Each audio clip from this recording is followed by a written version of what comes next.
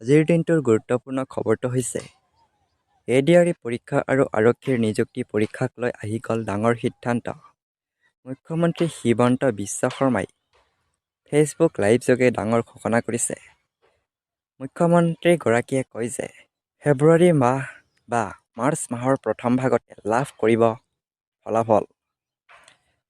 নিৰ্ধাৰিত সময়ত ৰাজ্যত 30,000 নিবনুৱাক চাকৰি দিবলৈ সাজু হৈছে ৰাজ্য চৰকাৰ। তেওঁ লগতে মন্তব্য কৰে যে কথা মতে কাম কৰিব ৰাজ্য চৰকাৰে।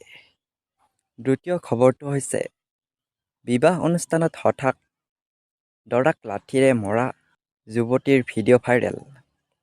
বিবাহ অনুষ্ঠানত বৰমালাৰ সময়ত এগৰাকী যুৱতী মঞ্চত উপস্থিত হয়। যুৱতীগৰাকীয়ে দৰাজনক লাঠিৰে মাৰি মাটিত পেলাই দিয়ে। এই ঘটনাৰ ফলত মঞ্চত হাহাকাৰ সৃষ্টি হয়। দৰাজনৰ প্ৰেমিকা আছিল বুলি জানিব পৰা গৈছে। দৰাজনে প্ৰেমিকক ঠগি অন্য এগৰাকী যুৱতীক বিয়া কৰিবলৈ চেষ্টা কৰিছিল। ঘটনাটোক লৈ মঞ্চত কাজিয়াৰ সূত্ৰপাত হয় আৰু সামাজিক মাধ্যমত এই ঘটনাৰ ভিডিঅ' ইতিমধ্যে ভাইৰেল হৈ পৰে। ঘটনাই জনসাধাৰণৰ মাজত তীব্ৰ প্ৰতিক্ৰিয়াৰ সৃষ্টি কৰে।